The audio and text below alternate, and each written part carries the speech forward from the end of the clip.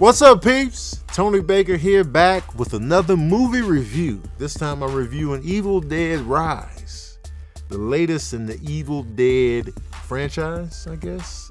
Let me tell you something about Evil Dead first and foremost. The first Evil Dead, the very first one, back in the early 80s, I saw bits and pieces of this movie as a kid. I was like, yo, this looks gross and terrifying.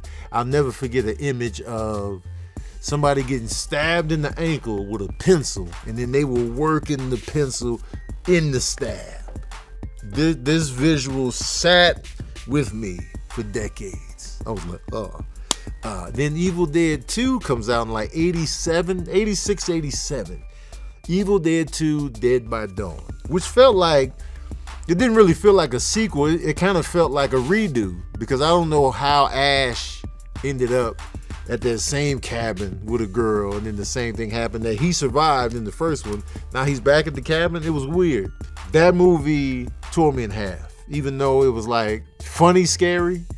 Like it wasn't as serious as the first one, but the second one had a little bit more humor and silliness in it. Like when he was fighting his hand, and like he saw himself in the mirror fighting himself. So it was wacky, but the scary part of it tore me in half. Remember, I'm 10 years old taking it in, Dead by Dawn, and then the lady in the fruit cellar, and he was down there with, it's still it has to go down for me as one of my personal scariest movies of all time, Evil Dead 2.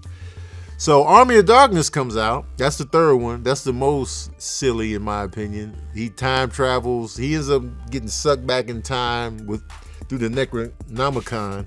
And then he ends up in the medieval days. And so this was PG-13, so it was like super light. It was just like, all right, it's Evil Dead, but we back in the day. It was a wild ride, mad entertaining. So Evil Dead was 3-0 at this point in time, as far as I'm concerned. And then they did like a re-up recently, a few years ago, with Evil Dead, which was good. It was gross, it was good, it was scary, it was wild. And now we back again. Evil Dead Rise. And the Evil Dead is always gonna come back up. The Evil Dead is just we rise again. We rise and we fall, but we back again. This story involves a family that lives in an apartment. The apartment is about to be condemned, so there's not a lot of tenants in this building. Old school building that was built on top of like a bank. Right underneath the base of the building, underneath the parking lot, they got like old vaults in there, old like storage boxes or whatever. There's an earthquake, and then that opens up a hole in the floor. And so one of the kids goes down there just being nosy, opening up these, boxes within the bank. And he opens a box that has pictures of priests on there, like all kind of stuff, and records. Also elsewhere down there, there's a book wrapped up. So, when the kid goes down there, his name is Dan. First of all, Dan ruined everything. Now this was a family. This was a mom, her 3 children, 2 teenagers, and a little girl. And then her sister came to visit, like, yo, I'm in the bind, I'm pregnant out here, so But within that, their dad had just left, so they're going through a transition. They got to move, and so they welcome us to this family that seems like, you can tell this is like a new school family. Like, the mom is tatted up, hair is red, she's making like artsy stuff. So it's kind of dope to see like a modern family that's like, people that are really out here, tatted up, super arty, they having families. So I like to see that dynamic portrayed on screen. So I was like, yo, this looks like a modern family right here. So, we're getting attached to the family. We getting to see the dynamics. The kid, Dan, he wants to be a DJ, so he's always working with like records and stuff like that. And the daughter is real, like, you can tell she's into like social stuff and like, being on the edge of society and stuff like that. And then the baby girl, she was just like, typical little kid, super imaginative, making like little stakes to protect the house and stuff like that. And then the sister is like, she travels with the band, so she's like the guitar technician or something like that. So interesting character work here. I was like, all right, new characters, man, let's get it. And so when there's an earthquake that, sets everything off, the kids are down there because they just came back from getting pizza, and that's how they end up down there. And so Dan, God damn it, he ends up taking the book and the records upstairs. And his sister's like, yo, man, I don't think you should be having that. He's like, yo, this is so cool, you know, because his family's into like, you know, weird shit. So it explains like why he would be interested in stuff like this. So they open the book, and if you're not familiar with the Evil Dead franchise, the book looks like you shouldn't be reading it. It's like a weird face on it. The book is made of human skin. It's got teeth on there. It's like, yo, don't open this book. This book screams, don't read this. But he brings it to the house. And so, push come to shove, he opens the book. You know, he tried to open it, he couldn't. The teeth cut him, and the blood drips onto the book, and then it opens up. That lets you know this book ain't about nothing but trouble. The fact that you got to bleed on it to get it to open, that tells you everything you need to know. The movie should have been over right then and there. Yo, I bled on the book, it opened. I'm done. I'm taking that book back down to the bank vault and calling it a goddamn day. And the records. But nah, Dan want to look at the book. And then he want to put the records on the turntable and play the records. And then the cold part is he had to reverse the record to even hear what they were saying.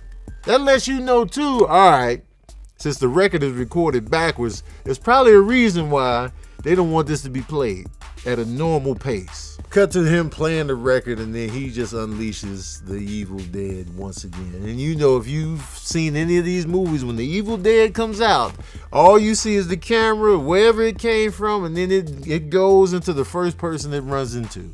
And that just happened to be the mom. The mom was about to do some laundry. She got hit in the face with the evil spirit, and it just took over her, and then it was a wrap from there. It was Rap City, the basement.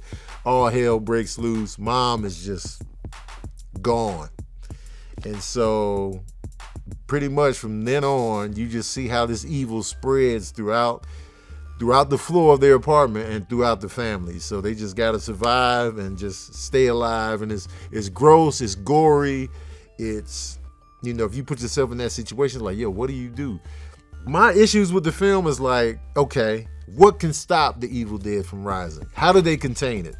Who put it away for it to rise again? Like, that wasn't clearly, you know, stated. Because the guy on the record was like, yo, we cannot stop this. But somebody stopped it. It was in the bank vault. It was in the little storage boxes. Maybe bank storage boxes is how you stop the Evil Dead. I don't know. Because every time when I think about the other movies, when the spirit got unleashed, Ash was able to escape.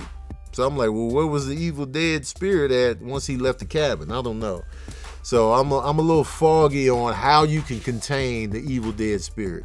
There was a moment in the movie where the mom wanted to get back into the apartment, and they just locked the door, and she couldn't get in.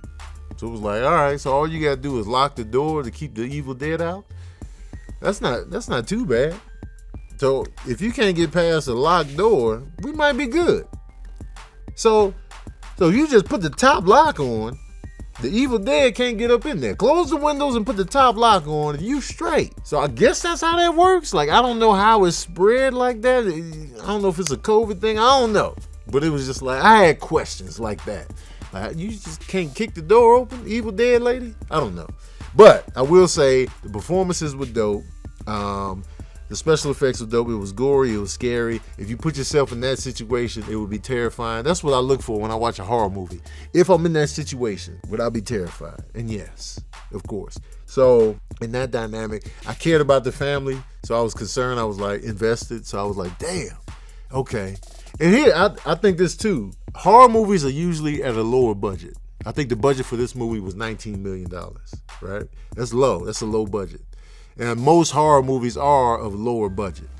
And the movie made $23 million over the weekend, so they're gonna get a nice little green package at the end of the year. They're gonna be in the black for sure. But it got me to thinking, like, when I was looking at all the blood, they covered in blood. It's like moments where they are literally covered in blood, and like, you know, when you're possessed, you're doing this. I still argue this. I feel like these actors are doing top-notch acting in these movies. And they don't get the credit they deserve. Like, to go from a normal mom to this possessed evil thing, I need awards for horror movies, man. They gotta get the credit for being dope actors in a horror movie, man. And then I think about the filming aspect of it, like, yo, how long did that take? Oh, they was in an elevator full of blood, and it looks like hard work. From a filmmaking standpoint, I'm just like, fuck y'all dramas. Where you just in the contemporary drama, you just riding around in a van in a coming of age story, you just being like, man, when I look at them filming this, they got the makeup on, they're drenched in fake blood, they doing this, now they got different eyes, they got contact lenses in. It's just like, yo, give these people the props and praises they deserve out here. And the money can't be right because the budget is $19 million. So clearly the actors are underpaid. I don't know, man. That's just me. But forget all that. You want to know the smooth jazz review of Evil Dead Rise? Well, here it is.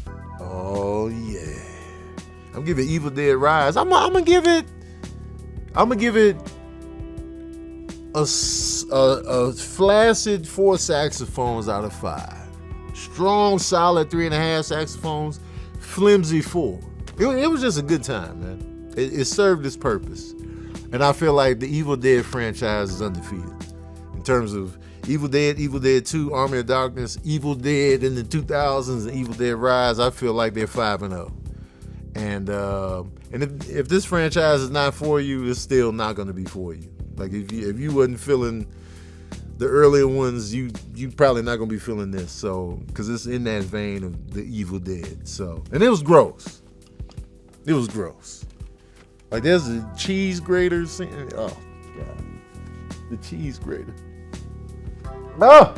Alright, y'all, that's my review of Evil Dead Rise. Let me know what you thought of the movie in the comment section below. Also, what do you think of the franchise as a whole? What's your favorite Evil Dead movie? It was weird not seeing Ash back, but Bruce Campbell and Sam Raimi are executive producers of this film, so they're still in it in a sense, because, you know, they did birth this whole franchise, but I miss him, man. I miss Ash. But let me know your favorite Evil Dead movie in the comment section below. Don't forget to like, share, and subscribe. And as usual, we out here.